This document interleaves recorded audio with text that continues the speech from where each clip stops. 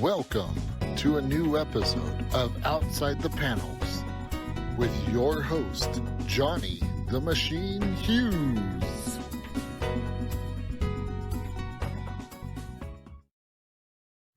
Welcome everyone to the first episode of Outside the Panels for 2021. I'm your host, Johnny the Machine Hughes, and joining me today for the first one this year is a writer of a book that if you've been paying attention to Flipside Focus a couple of weeks back, you know how much we love. I'm talking to the writer, Jacob Murray, from the Eighth Immortal. Jacob, how's it going, man? It's going all right. Just out here in sunny California. Oh, see, now you had to go and say that. Pandemic, living life. Hey, it's like nighttime where I am, so it's like, you know, I've got like 3 different lights going on right now, and you're sitting there feeling all breezy, feeling all just enjoying all this fresh 2021 energy. I feel like everything has definitely taken a turn for the better. All my problems have just gone away. Yeah, cool. Yeah, I'm sensing a level of cynicism there, but you know, you'll probably find a lot of that. All right, excellent. We are on the same page then. Excellent. Okay, so I had the absolute privilege of taking a look at the Eighth Immortal for our sister site, Comic Crusaders. Give a bit of an advanced review, and of course, we talked about it on Flipside Focus, which is our show that is purely about indie books. No DC, no Marvel, just indie. All right, so yeah, everyone loves a good indie book, and this is a cracker. So let's start at the top and work our way down. Question you probably get asked a gazillion million times: how did you get into comics? What was your foray? How did you get into that? Kind of just like stumbled ass backwards into it. To be honest, don't do that at parties, kids. Yeah, right. I probably should have asked you what your level of okay with cursing is, because I have a foul mouth, but I'll try and keep it for the kids. So I have always written ever since I got into high school. I first fell in love with writing short stories, and I never really made a career out of it, but I went and no thank you, I would not like updates, Microsoft.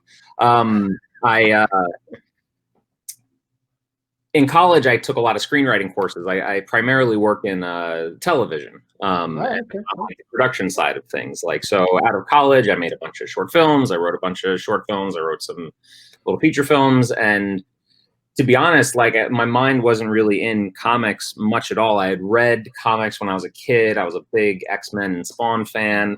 But I kind of, you know, as many do, I fell away from them, you know, in my teens and early 20s. And as I started to establish my career on the production side of sitcom TV, working on stage and in the production office, I started to have disposable income for the first time in my life. And I started to spend it all on comics and, you know, goofy crap like that behind me. All right, okay. And so I started reading a bunch more comics, and I went, God, there's just like all this stuff I missed. And so I started reading a bunch of the old, you know, anthologies and omnibuses and just, you know, stuff that I'd never read when I was a kid, because I didn't kind of like reading much at all.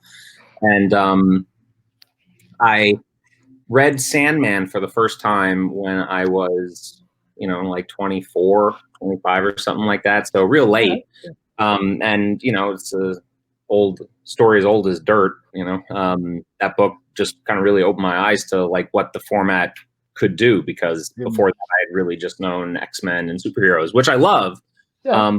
You know, as you can see, Eighth Immortal is not really, you know, like a, you know, your typical superhero book. And I've never, you know, I love those books. I love consuming them. I've never had a huge burning desire to create them. That's kind of changed now, but, you know, early on I didn't. So anyways, I had been writing some stories, and, you know, I had been writing a lot of scripts for the screen, and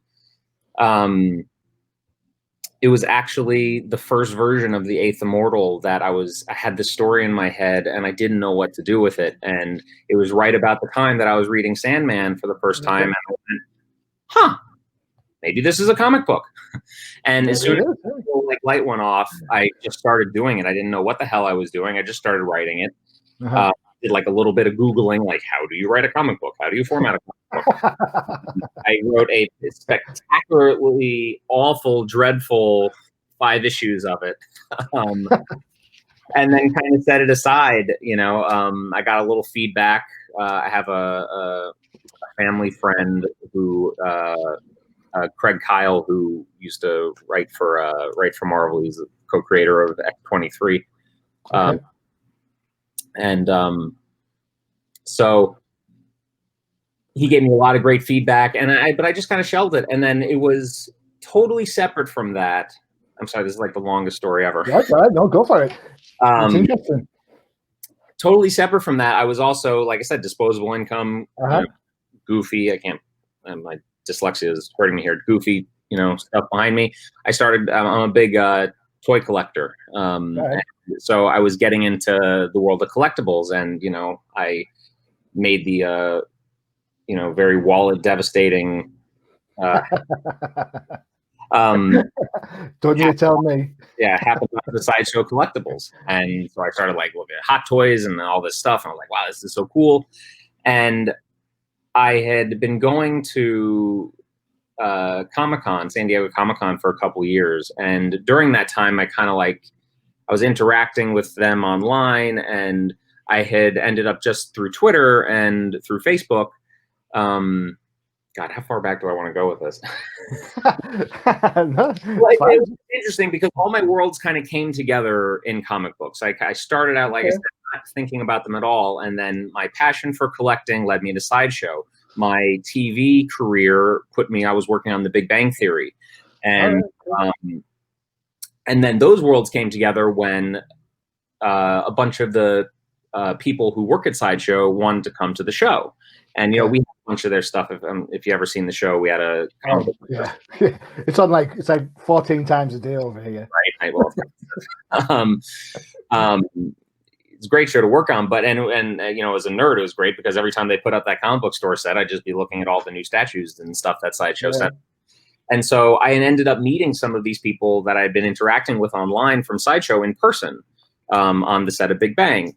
And formed a couple of friendships, just staying in touch. And then I started writing for their blog, just doing different stuff. And it was just totally for free. I think I wrote 2 articles, they'd send me a hot toy or something.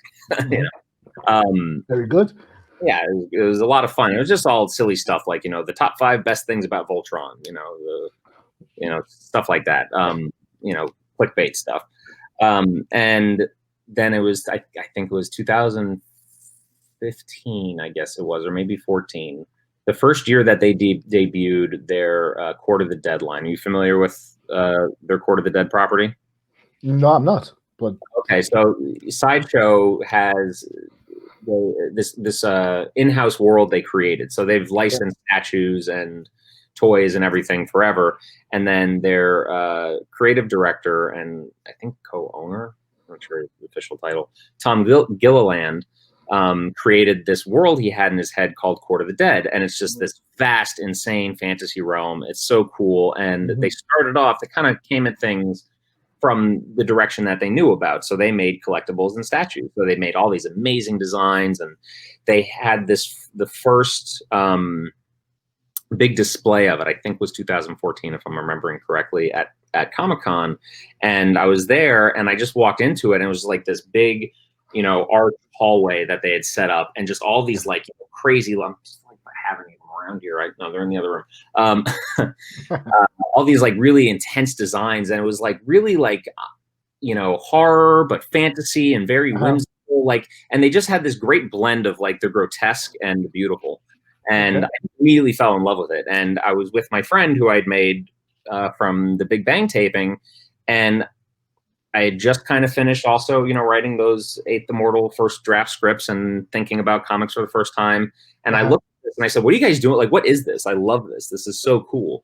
And she said, oh, it's this property we're doing. And I said, is there anything else to it? There seems to be so much going on here. And they're like, yeah, we're, doing some comics and some stories. And they had this, God, I wish I had it in front of me. This, they called it the Chronicle, Court of the Dead Chronicle. And it was just a D&D starter guidebook, everything describing the whole world, So a bit of a writer's Bible. Yeah, exactly. And so I looked at that, and I literally just started harassing them. I was like, if you're doing comics, I want to write them. If you're doing, I was working with them a little bit. And so I kind of just like, banged my way in, doing it. Yeah. And I ended up writing some pitches for them. And I got to know Tom a lot, and his partner over there, Anna Van Slee, who was in charge of branding. And we just hit it off, and they assigned me just to, like, at the time they were just doing little, like, 10-page one-shot kind of things. Yeah, just to show people how the characters should be used.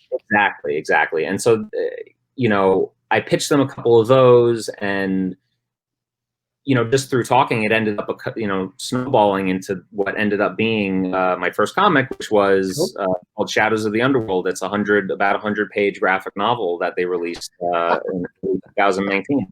So I just kind of stumbled my way into comics, and I just it was just they've been something that really mesh all my passions together. So let me ask you this then, because you're a writer of different things. You're a writer on, you get involved in the production of TV shows. Big Bang has been huge for, it seems like, forever. Yes, I feel like I always need to point out I did not write for Big Bang. I know, you worked on Big Bang. I worked on Big Bang. Yeah, yeah. My one joke was that one page. A joke. So how is it different writing for comics as it is for writing for any other medias? Because you've worked in different mediums. So because I mean, comics is very much, and I'm not saying that movies and features and TV shows aren't, because that's obviously they are collaborations. But when you write like a novel, it's you. Yep. When you write a comic, you're kind of taking your idea and passing it on to somebody else to sort of like not give it life, but to give it some visuals, some context. So how is it different then from your experiences? So for me, what's different and what really drew me to it is, like I said, I went to film school. I love, I love production. I love, the camera side of things, and I love visual, but I also love writing. And the one thing that's always been a bit disappointing to me in screenwriting is, one of the golden rules of it that a lot of people break, of course, is, don't direct on the page. Like, you just want the shortest, sweetest description of what happens, and you want to paint a picture, but really it's then up to a director and an editor and producers and everyone to kind of pull, the vision out of that. And you're primarily, just constructing the story and, obviously writing dialogue, but even dialogue gets changed on set, you want to say things different ways. Directors want to tweak things, any screenwriter will tell you that, once it's out of their Hands, things, and sometimes it's frustrating. So I always had this penchant when I was, writing scripts. Everyone says like, you're directing too much on the page. I'm like, but when you're writing a script for the screen, the words are meant to be spoken. The words are meant to be interpreted. They're literally not meant to be read, unless you're kind of an old hat at reading scripts. Like reading a screenplay is kind of torture. It doesn't matter. I mean, I get scripts every week for TV, and it's just like I know how to read them, but it's not reading for the joy of reading. I know what you mean. Yeah. So comics, takes the element of prose where it's meant to be read. Like the dialogue we write is it's not getting spoken by someone else. It's not up to someone else's interpretation. It's meant to be read. But also then get to kind of direct on the page. And the artist, is responsible for so much, and you can give them any level of direction, or just say, hey, it's a close-up of this person, or you can get real specific. You can go what's in your head and defend the relationship with the artist. But you do get to do the things in the script and trying to really be specific about how you want the story to visually be told, how many panels are on, what kind of shots are we cutting to, that you don't get to do in screenwriting. So again, it takes elements of both sides of prose and screenwriting and kind of marries them in a really enjoyable way. So let me ask you then, from your production point of view, from your production background and your obviously the writing background, are you I take it you write full scripts, not the Marvel method. Yes. Your full script.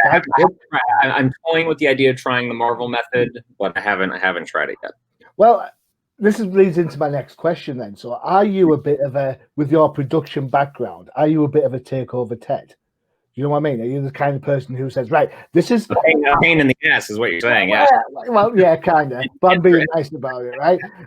Whereas some people, especially the Marvel method guys and girls, which is totally fine because that's how it works, they put, like, you're absolutely right, the barest minimum, like, character comes in, character talks to character, have a fight, boof, there you go, knock yourself out. From what you're talking, how you're talking to me right now, I don't see you as a Marvel way kind of guy. Well, not yet. Wait, I mean, each to their own. I'm not saying one's better than the other, but you know. Yeah. So how do you find that collaboration and working with someone like Alice, whose work, when you looked at it, the influences are huge. There's some Northern American art in there. There's some Japanese style in there. I find it. And I don't mean this as a disservice or an insult in any way. I find it hard to think that when someone writes a script, they write down, can I have the art North American meets Japanese manga, please? So how does that work when you sort of like, because you'll have a vision in your head and you've written that down on the script and you want the characters come in from here and do whatever. And then you see it. How does that sense of, oh my God, this isn't what I asked for, but oh my God, it's so good, or oh my God, it's, yes. How does that kind of mesh? Everything happens. It's literally a panel by panel discussion that we have. Alice and I, this is the first time we've worked together. We met. I was trolling Long Beach Comic-Con, and I had this script in my head, and I didn't know what the art for this book looked like. I had the script. I knew I wanted to start pitching it around. And, I had done the Court of the Dead book, but the Court of the Dead book wasn't the Marvel method, because I did write a script that had, lengthy descriptions and really went through everything, but I didn't actually work with the artist, Ivan Kuratayev. I always say his name wrong. Kuratayev. Ivan Kuratayev. So I always get names wrong. I am the king of getting names wrong. It is unbelievable how wrong I get them. So it's fine. Yeah, we all do it, man.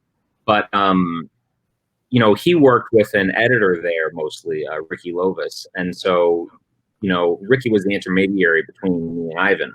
So I didn't have the experience on that book of working directly with the artist. I saw stuff after I wrote the script. I went over with the editors there and Tom and Anna, and I handed it off, and then they worked with Ivan on it, and that was a cool experience. But for this, because this also was my story and I'd had in my head for so long, I did want to have a little bit. I don't want to say control, because I am a very particular person. I get specific. I have specific ideas, but I'm always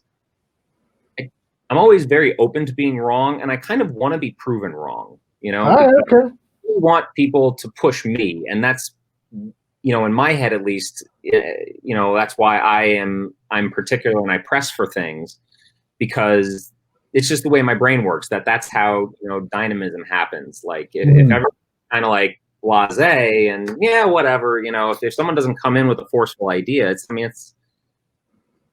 for me, that's where brainstorming starts. As much as I love writing and sitting and coming up with things by myself, I also do love collaboration. And so Alice and I have that phase basically after she does layouts. So I'll write, and there's certainly pages where I say, like, I have no, and I'll tell her, I say, I have no real specific idea for what this page looks like. This is basically what happens. I think it's like 5 panels of this, this, and this, and then she'll figure it out.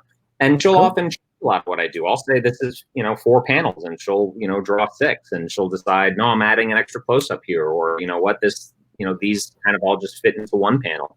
And most all that stuff lives because, it's just as much her baby as it is mine now. And, when she has a specific vision for it, I'm totally happy to run with it. And, we have a good working relationship. We don't really butt heads much, but, we have a back and forth. And so after she does all the layouts for the issue, we'll sit and we'll just go through them.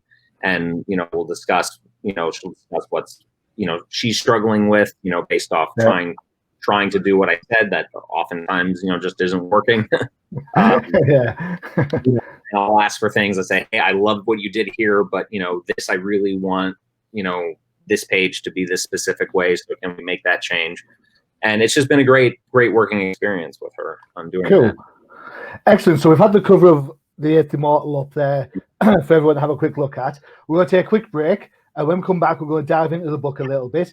Bearing in mind the release date's only like a couple of weeks away, so if everyone's watching and you expect me to show loads of pages, it's not going to happen. You'll see a couple. I'm not giving the game away. Jacob, you mentioned that you're into collectibles. Have a listen to this advert. This is from our podcast. It's Crisis in the Toyverse. Guy absolutely loves his figures and statues. Everyone else, you know the score. Listen to the advert. Check out the website afterwards.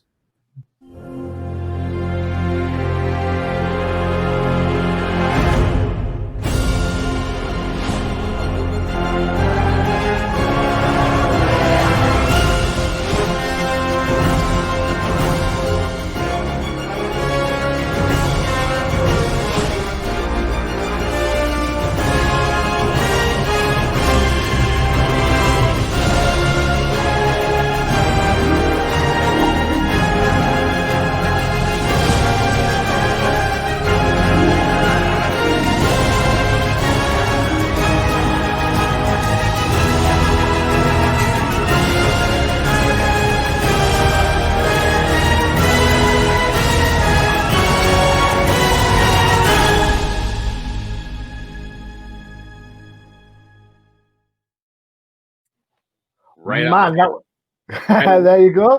Perfect. All about it. There you go. Pick the right advert for that then.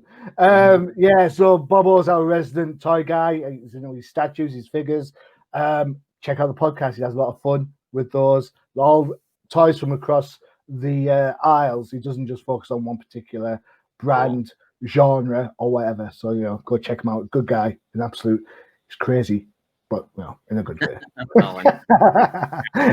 Crazy in a good way. Right. So Eighth Immortal. Right. We've talked about the high Y4s. We've talked about the kind of how you got there. For everyone who is an idiot and missed Flipside Focus, shame on you. It's out every fortnight. Come on, guys. Tell us about it. What's the story about Eighth Immortal? Oh, I hate this question. Sorry. So the story of the Eighth Immortal, it's I do want to make sure we get a nice shout out to Tiffany Turrell, who did all the covers for the book. She's fantastic and just brought so much to it. I'm in love with her artwork. Very good. It is a gorgeous cover. I've got to say, because I've looked at this book. I've read it a couple of times, and I looked at the cover. I was like, wow, this is great. And I opened up the first page, and I was like, where's all the color gone? Right, they're very different. It was a choice. Yeah. So go on then. We can get to that. Certainly, there's a lot to go into that too. So it obviously it's a story about not 8 but 7 immortals, and the story follows our main character Kirapan, who took a vow along with her other 7 immortals, thousands and thousands of years ago, when they were first created, not to procreate, that the world had enough space in it for there to be 7 immortals, but that if there was going to be 8, a lot of trouble would brew. What trouble? Find out in issue 2. So it's a dark, fantasy. I call it a scandalous fantasy. Along with, this vow of not procreating, what are a bunch of, at the time, late teenagers, supposed to do with a bunch of raging hormones for eternity when they're not allowed to utilize them in the natural way. So, the story is largely about trauma and loss. Kirapan lost her, she broke that vow. She had a child, and spoiler, I guess. Whoops. And the story is following the unraveling of what it's like to live with that kind of despair for thousands and thousands of years, and just how much can the human mind take, and what kind of distortions will arise from it. I have a deep love for Anne Rice's Vampire Chronicles, and they inspired this book a lot. I just love the way she marries this vast mythology into the world that we know, as opposed to reading your own Lord of the Rings realm or something like that. And she has such a cool idea of immortals that they gain power, and her vampires harden over time. And just that you're always searching for something. And so the primary idea behind Eighth Immortal is that we don't, is it really worth it to live forever if all you do is calcify into yourself? It's funny 'cause we want to keep living, to have new experiences generally. You get your routine, but so much of life is about grasping it, what's good in it and what you haven't experienced, and always looking for we're kind of naturally creatures that are always looking for something better, and maybe there is no better. Maybe that's when they talk about vampires being the undead, maybe that's what they mean. It's not about the lack of breath or the heartbeat or anything. It's that lack of that human drive to move forward. They're in that perpetual state of when they're turned. Depending on which rules you follow, and if anybody is going to give me grief, there are no vampires in Twilight. Just saying. All right. Just saying. Fine by me. Right. For sure. Yeah. So it's funny because you've got, when it comes to vampires, and there's a scene in this book, funny you mentioned Anne Rice, there's a decadence. There's one of the characters that is doing the Anne Rice traditional sort of 100%. It goes along to get along in more than one way. Very key. But even Kurapan's husband goes through certain human motions. Oh yeah, with absolutely no attachment whatsoever. And it's because there's no, at this stage there's no real villain. Kurapan's had her moment and her loss. The husband's also had that same loss, but we don't talk about it so much yet. Everyone deals with it differently. Exactly, and they're both doing something that they think is healthy for them. Kurapan is her actions, as we get to see moving through the book, all they do is serve to relive her past trauma. And then the husband, he's just existing. He's in a plane of like just going through the motions of day-to-day living. So it's interesting. You've got one person who cares too much, and you've got one person who seemingly doesn't care at all. Seemingly, yeah, and they have dueling and opposing purposes. I mean, on the one hand, when you exist that long, it's so easy to get wrapped up in our own heads and to, again, my friend here, to believe our own bullshit. And what am I trying to say here? They have the weight of an actual duty. There's something fundamentally important. You said there's no villain. The villain, I promise, he comes in first page, issue 2, or third page. Sorry, issue 2. There's third page, second panel. Right. Although I do like playing with the notion that there is no, for me, I don't look at life in binary terms. Like there is no, oh, that's the villain, that's the good guy. Like it's easy to reduce things to that. I mean, look, we see that everywhere in our politics and in our comics and our media, everywhere. There's always got to be a clean cut line. I don't like that. I always like to muddy the waters. My hope is that you decide who the hero and who the villain is based on what you bring to it. And that's a really good point, because there are people who will have gone through things like Kurapan will have gone through, who will potentially react differently to how I react to her, for example. Yeah, it's completely. And I mean, look, there's I had a really illuminating, I'm getting a little off track here. I had a really illuminating experience when I was writing this and when I first started working with Alice on it, because as you see in the preview that's been posted, You know, one of the first scenes, you know, these immortals, they gain their powers like, you know, new immortals or half immortals as they are in the book, you know, gain their powers around puberty.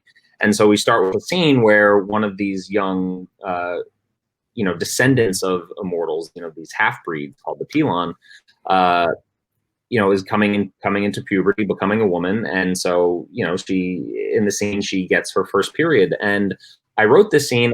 I talked to my wife about it because obviously that's not an experience I've had.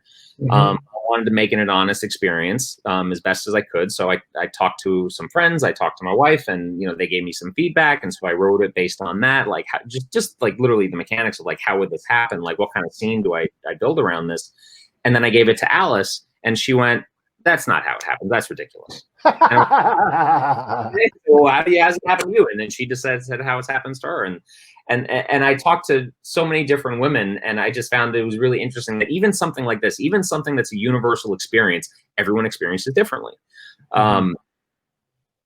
You know, and there's what you bring to that personally, just how you feel about it, but then there's also just, you know, the raw, you know, raw fact that, you know, life presents differently to most of us, and yet there's these things that bind us. And so going back to what I was saying before, you know, these immortals, they have a duty to uphold, because if they break this vow, if Curupon fails in her task of snuffing out immortality wherever it rises up in the world, if this Eighth Immortal comes to be, disaster will follow. And again, there's issue 2 to find out why.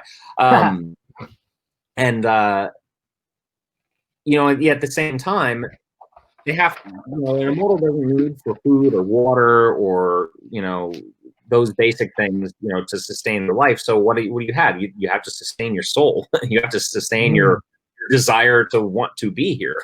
And at what point does your desire to want to carry on, you know, and to want to be happy conflict with everyone else's needs and desires? And, you know, that's kind of the central, you know, one of the central questions we'll explore in these 4 issues. Excellent. And you can see that even from this early first issue of Early Doors, because you've got Curupon making a decision, you've got Kirikan just kind of doing what he's doing, and so on and so forth. So it's really interesting. Talk to me a little bit about the colors then, because it's a black, well, I say black and white, it's grayscale. It's grayscale for the majority. And then there are flashes of colors. Some are more important than others. The book's not out yet, so we're not going to give the whole game away, you know. So go and buy the book. It's basically what we're saying. So the colors, is it just a simple fact that, you know, colors against the grayscale really stand out? Did they emphasize points within the story? How did that come about? Yeah, that's how we're approaching it. It started off, the book always needed to have some color. You know, one of the ways we identify an immortal is all the immortals have green eyes.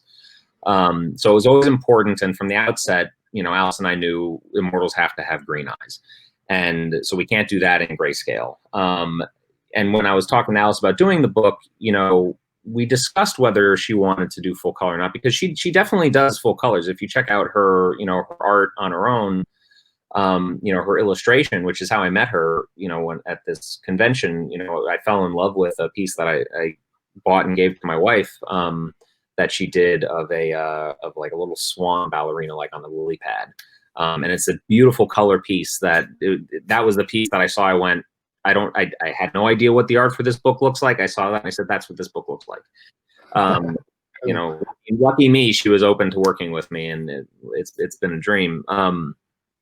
But, you know, just logistically speaking, when she was looking at, you know, her schedule and her ability to do this, she said, I don't have the time to do the whole book and all the colors. And I said, cool, and I don't have the budget to hire a colorist.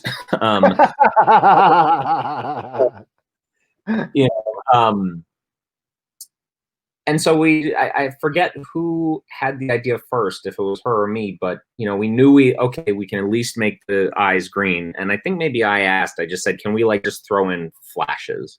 You know, I do like black and white books, but for me, you know, there has to be an extra draw for me to buy a black and white book. As much as that sucks to say, just as a consumer, and from a marketing perspective, if I pick up a new book and I flip through it and it's black and white, there has to be something extra to hook me. You know what I mean? Yeah. And that's just me. And so I didn't want my book to have that same impact just on myself. Right. So, and I thought and I think I got the idea from the previous project, from the Court of the Dead book that I did, because Ivan, on that book, he did most all of the colors himself. I think he had a colorist, dabble and fill in some gaps where, because he did so much work on that. I don't know how that man pulls off as much as he does. But he did this really cool thing where throughout the book, he kind of changed the shades of it. And so it started off, with a lot of like reds and deep, somber colors. And then it got into nice blues for a section. And then it got into, there's a flashback section, and that was all in like these golds and yellows and umbers. And then it kind of finishes in this, more green, purple shade. And I just had this experience, like when you flip through the book and you just kind of got that sense of it immediately, like just the color told you something about it without actually stopping and looking at any image. And so, I thought, hey, we can really punch up some panels, just storytelling wise, just with a little bit of color, and it won't be that much work. It won't, kill Alice to do it. And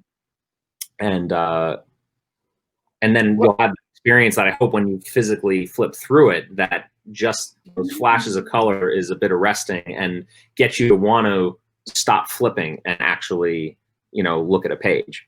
So there's a little bit of cynical marketing in there. There's a little bit of logistics in there. And then, but we've ran with it and made it our own. And Alice has done such a good job with it. I think it's also just, it's something really unique about the book. I don't know that I see many books like this. No, I see plenty of books, but you're absolutely right. I agree with you wholeheartedly. I liked how you've got obviously the eyes going on. You've got flashes of color as you go in there. As you go through the book, there are different touches of colors for different things. So that's evocative of the emotion that the characters are going through at the time. Yeah, we're pretty meticulous about again, kind of panel by panel and pick out like what's the big story points in this page. Yeah. Sometimes it's a plot point, sometimes it's an emotional point, that we choose.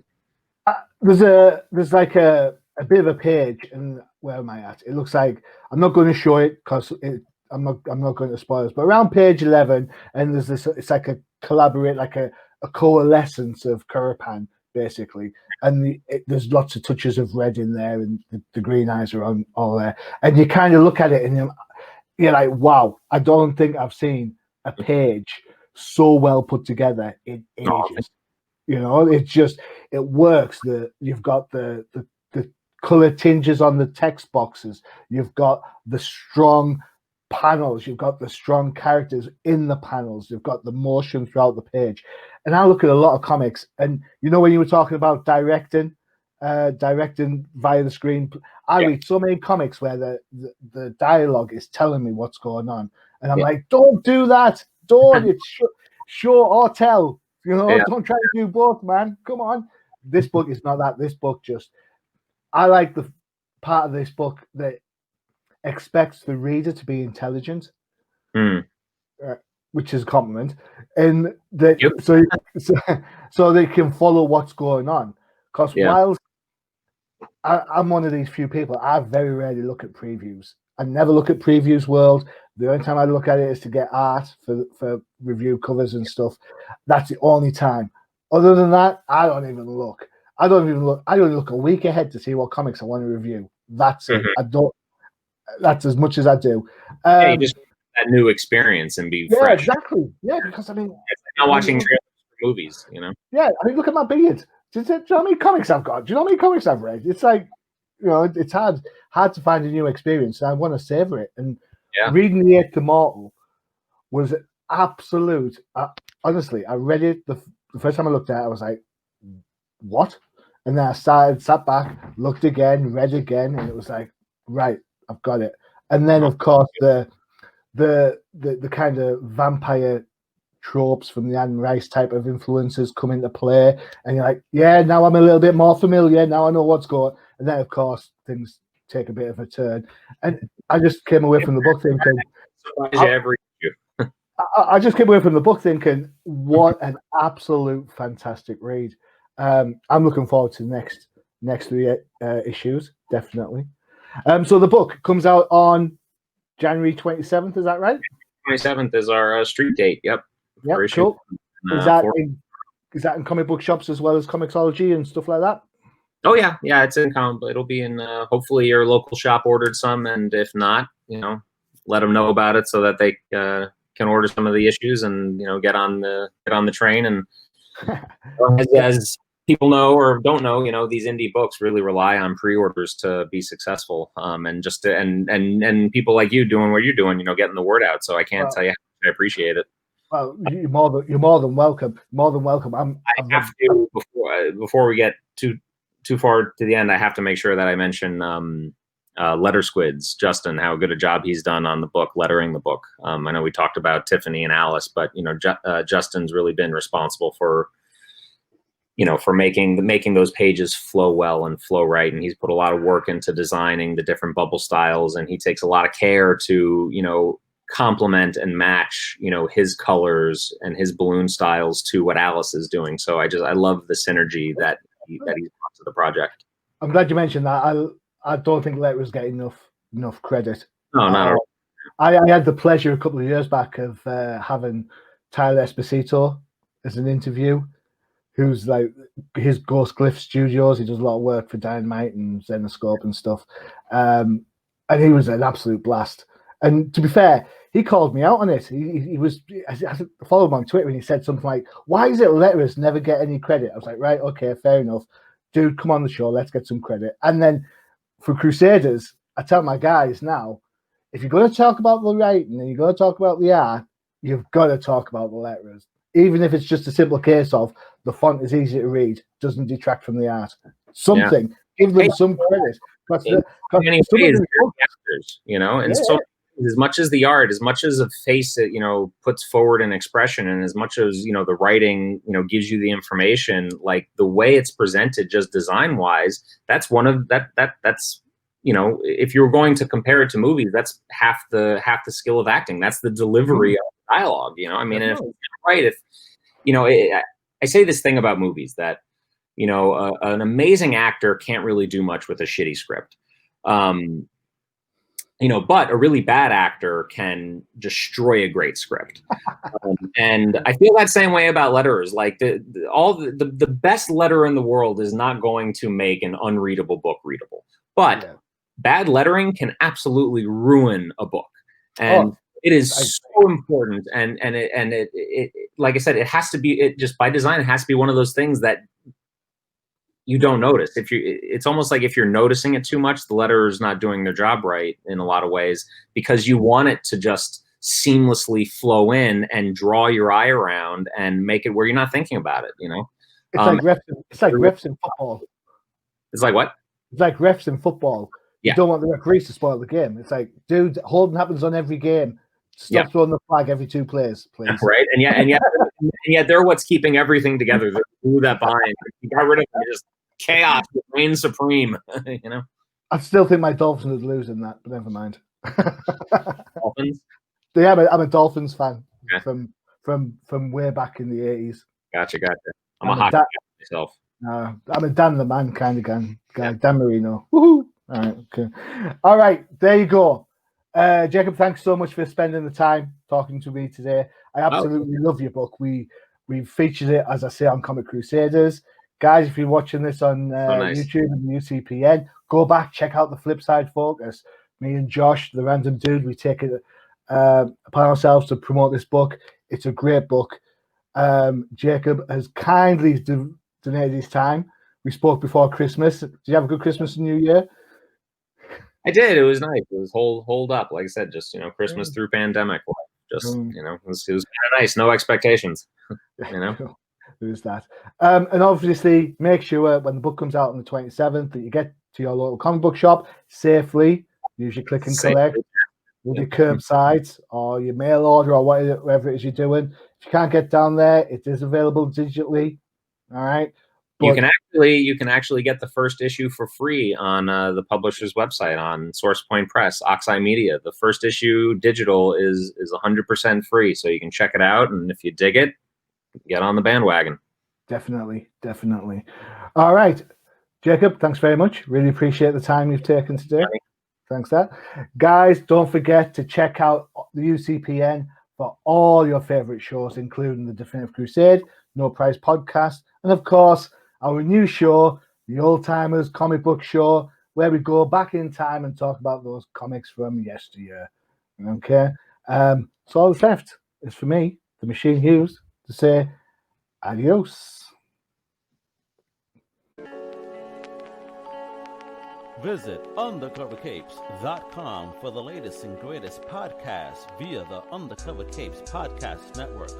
Also visit our parent company website, comiccrusaders.com, all about comic pop culture.